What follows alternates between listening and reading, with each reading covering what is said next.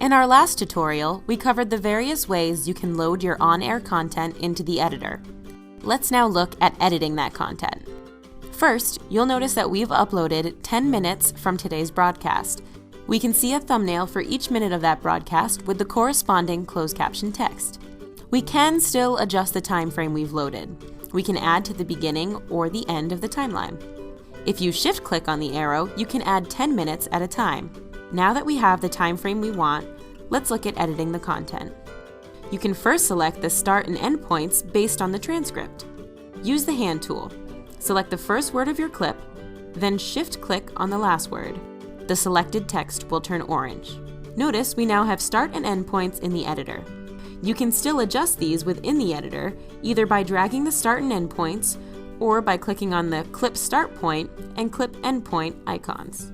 You can also type the exact time frame in the Clip Times field. Now we have our start and end points, but there is still more we can do. If there is a commercial or any part of the story you want to leave out of the clip, you can use the cutout feature. Click on the scissors icon to begin a cutout. Move the timeline marker to the end of the cutout, and click on the icon one more time. We now have a cutout. You'll now see the specific time of the cutout listed as cutout 1. You can disable, enable, or completely remove the cutout. You can also have multiple cutouts in one clip. Before moving on, let's review other icons in the editor. You can turn on or off the Clip Auto Rewind toggle, or the Clip Auto Stop toggle. Quickly rewind or fast forward to the start and end points.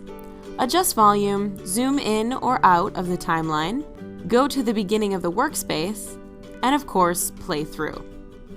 We're now ready to enter the metadata for this clip. The metadata will travel with the clip when it's distributed. First, let's enter a title. Next, a description.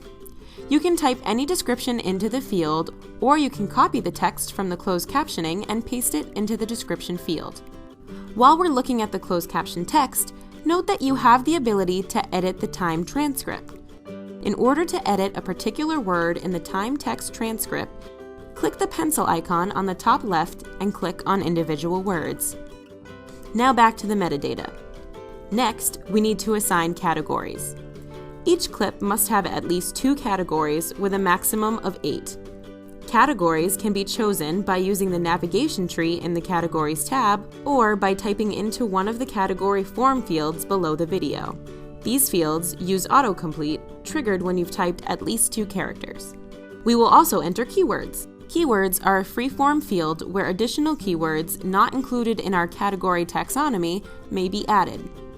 Multiple keywords should be separated by commas. The program field is automatically populated based on the program you loaded this content from. Clicking the field labeled Geotag produces a map that allows you to drop a pin on an exact location. There's also a search bar for the map, allowing you to input a specific address to associate with the clip. Next, we come to playlists, which are optional. Playlists are customized keywords unique to each station. Multiple playlists may be selected by control-clicking on the titles. Before we finish, we need to select a thumbnail for our clip. Each clip must have one thumbnail, which can be captured using the camera icon. As we play the clip through, notice how we can take multiple snapshots of the clip.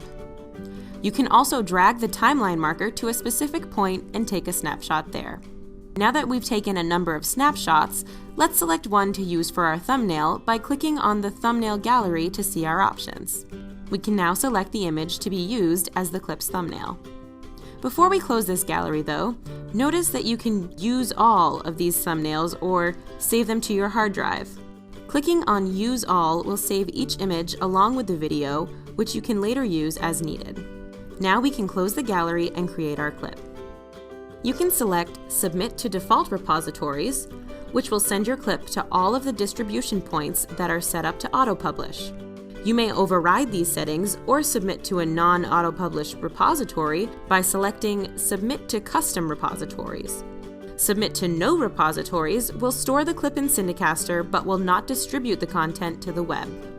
After you hit Create Clip, you will either remain on the clip editing page, return to the previous page, or go to the clip's overview page depending on the selection in the pull-down menu.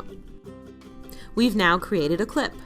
Before we end, take a look at the Tips tab available in the Editor window.